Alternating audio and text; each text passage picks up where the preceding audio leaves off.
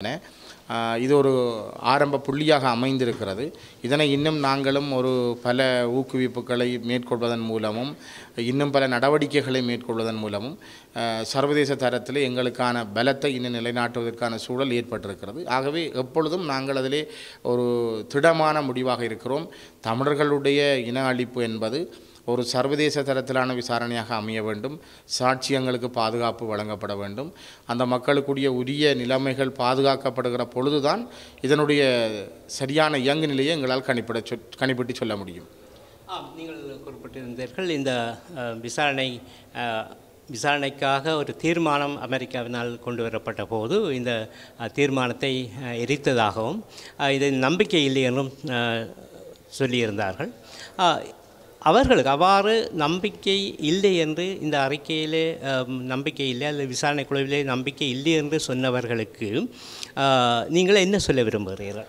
இப்பொழுது அதனுடைய மாற்றத்தை அவர்களே பார்ப்பார்கள். இது ஓரளவுக்கு அவர்களே திரும்ப இதில் சர்வதேச விசாரணை இருக்கிறது என்று அவர்களே சாட்சியங்களை தேடிக்கொண்டு சாட்சியங்களுக்கான பதிவுகளை மேற்கொண்டார்கள். நாங்களும் செய்கின்ற நேரத்தில் அவர்களும் அந்த காரியங்களை செய்திருந்தார்கள். இப்பொழுதும் கூட நாங்கள் தெளிவாக ஒவ்வொருவரும் ஒவ்வொரு கோணங்களில் நிற்கிறோமே தவிர எல்லோரும் ஒன்றாக இதை பற்றிய ஒரு பலமான சக்தியை உருவாக்குவதற்கு யாரும் தயாரில்லை. இதிலே நாங்கள் ஒவ்வொரு கூறுகளாக நிற்பதனால் எங்களுக்கான பலம்தான் தேயுதே தவிர நாங்கள் பலமாக ஒரு செய்தியை சர்வதேசத்துக்கு சொல்வதற்கும் ஐக்கிய நாடுகள் சபையினுடைய மனித உரிமைகள் ஆணைக்குழுவுக்கு ஒரு அழுத்தத்தை கொடுப்பதற்கும் இன்னும் எங்களிடம் ஒரு தெளிவான பார்வை இல்லாமல் இருக்கிறது. ஆகவே கருத்து முரண் நிலைகள் இருந்தாலும் கூட அந்த கருத்துக்களை ஒருங்கிணைத்து எல்லோரும் ஒரு பாதையில் பயணிக்க வேண்டும் என்கிற அந்த எண்ணத்தை முதலில் எல்லோரும் உருவாக்க வேண்டும். தமிழர் தரப்பிலிருந்து ஒற்றுமையான ஒரு செய்தி சர்வதேச சமூகத்துக்கு இதுவரை வழங்கப்படவில்லை என்பதை நீங்கள் ஏற்றுக்கொள்கிறீர்களா?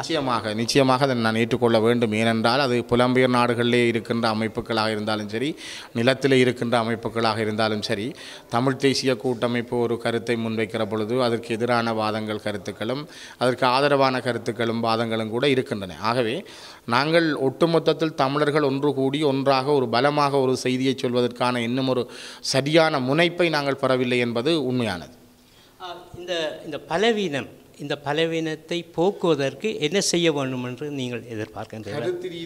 கருத்து ரீதியான புரிதல்களை முதலிலே நாங்கள் உருவாக்க வேண்டும். அதற்கு நான் நினைக்கிறேன் உங்களை போன்ற ஊடகவியலாளர்கள் மிக முக்கியமான பங்கு செலுத்த வேண்டும். ஏனென்றால் தமிழ் தேசிய கூட்டமைப்பை உருவாக்குவதிலேயே நீங்கள் ஒருவர் தான் இன்று உயிரோடு இருக்கிறீர்கள், உருவாக்கியவர்களில். ஆகவே உங்களைப் போல அந்த அனுபவம் வாய்ந்தவர்கள், உங்களோடு இணைந்து செயல்படக்கூடிய கருத்தியலாளர்கள், பத்திரிகையாளர்கள், புத்திஜீவிகள் ஒன்றிணைத்து எல்லோரையும் ஒரு மேசையிலே நாங்கள் சந்திக்க வைப்பதன் மூலமும் கருத்துக்களை ஒன்றாக இணைப்பதன் மூலமும் அவர்களுக்குள் இருக்கிற முரண்பாடுகள், தேர்தல் கால முரண்பாடுகள் எல்லாவற்றையும் ஒதுக்கி தள்ளிவிட்டு தேர்தலுக்கு பிற்பாடு நாங்கள் தமிழர்களுடைய பிரச்சனை தொடர்பாக ஒன்றிணைந்து செயல்பட வேண்டிய ஒரு தேவையை உருவாக்க வேண்டும். அதிலே எல்லோருமே கூடிய பங்கு செலுத்த வேண்டும். நான் அதில் கூட உங்களை ஒரு முக்கியமான புள்ளியாக நான் பார்க்கிறேன். ஏனென்றால் தமிழ் தேசிய கூட்டமைப்பு தள்ளாடி ஓடினாலும் கூட அதனை உருவாக்குவதில் இன்று வரை அது ஒரு காத்திரமான நிலைக்கு வைத்திருப்பதில் உங்களை போன்றவருடைய பங்கையும் தமிழ் சமூகம் இன்றும் ஒரு நம்பிக்கையோடு பார்க்கிறது. இந்த உள்நாட்டிலே இலங்கையிலே அரசியல் கருத்து வேறுபாடுகள் இருந்தாலும் கூட இந்த சர்வதேச தளத்திலே நின்று ஒற்றுமையாக ஏன் உங்களால் செயல்பட முடியாமல் இருக்கின்றது? போட்டித்தன்மைகளும் இருக்கின்றன. ஒவ்வொரு கருத்து ரீதியான போட்டித்தன்மைகளும் இருக்கின்றன. பெரியவர்கள், சிறியவர்கள், அல்லது என்னால் தான் முடிந்தது, இது அவரால் தான் முடிந்தது என்கிற எண்ணங்களை கொண்டு வர முனைப்பு காட்டுகிறார்கள். நாங்கள் தமிழர்கள் எல்லோரும் சேர்ந்து செய்தோம் என்கிற எண்ணங்களுக்கு அப்பால் இதனை இந்த அமைப்பு தான் அல்லது இந்த கட்சி தான் அல்லது இந்த செயல்பாடு தான் இதிலே வெற்றி பெற காரணமாக அமைந்தது என்ற ஒரு தனிப்பட்ட செய்தியை சொல்வதற்கு முனைப்பு காட்டுவது தான் எங்களுக்கு இவ்வளவு பின்னடைவுகளுக்கு காரணமாக இருக்கலாம் என்று நான் நினைக்கிறேன். ஆனால் இதுகள் பெரிய விடயமல்ல. இவையெல்லாம் இதை நாங்கள் எல்லோரும் ஒன்றிணைந்தால், நாங்கள் கருத்துக்களை ஒரே நிலையில் சந்தித்தால் இவை ஒரு விடயமாகவே அமையாது. ஆகவே நாங்கள் எல்லோரும் மனந்திறந்து பேசி நாங்கள் ஒன்றாக இணைந்து செயல்பட வேண்டும் என்பதே காலத்தின் தேவை. இன்னும் இறுதியாக ஒரு கேள்வி. நீங்கள் கடந்த பொதுத் தேர்தலிலே வடக்கு கிழக்கிலே நீங்கள் மிக பெரும்பான்மையான ஆசனங்களை பெற்றிருக்கிறீர்கள். பெரும்பான்மையான மக்களின் ஆதரவை நீங்கள் தேடியிருக்கிறீர்கள். அது நிரூபிக்கப்பட்டிருக்கிறது. 2010ஆம் ஆண்டு நடைபெற்ற தேர்தலை விட உதாரணமாக யாழ் மாவட்டத்தில் கூட பல வீதமான வாக்கு வீதம் அதிகரித்திருக்கிறது. உங்களுக்கான ஆதரவு தளம் பெருகி இருக்கிறது.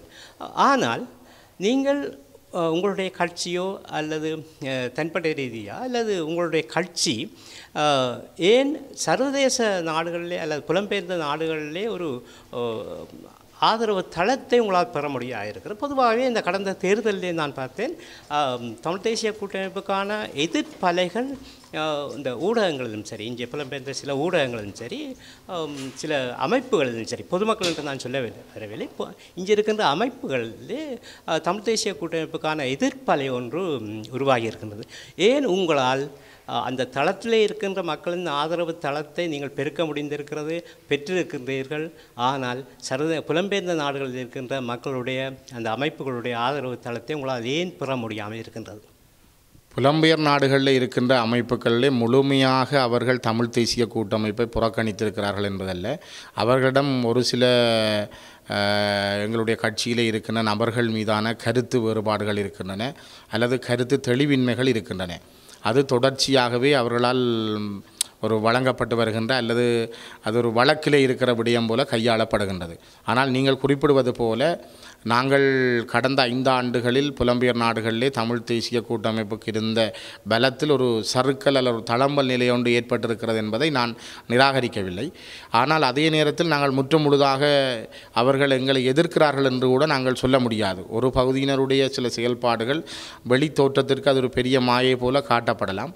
ஆனால் நிலத்தில் இருக்கிற மக்கள் தான் ஒரு பலமான சக்தி என்பதும் அவர்களுடைய வாக்குரிமை, அதற்கூடாக அவர்களுடைய அந்த ஒரு போராட்டம் என்றாலும் நிலத்திலிருந்து செய்ய வேண்டிய தேவை, அந்த விடயங்களின் அடிப்படையில் நாங்கள்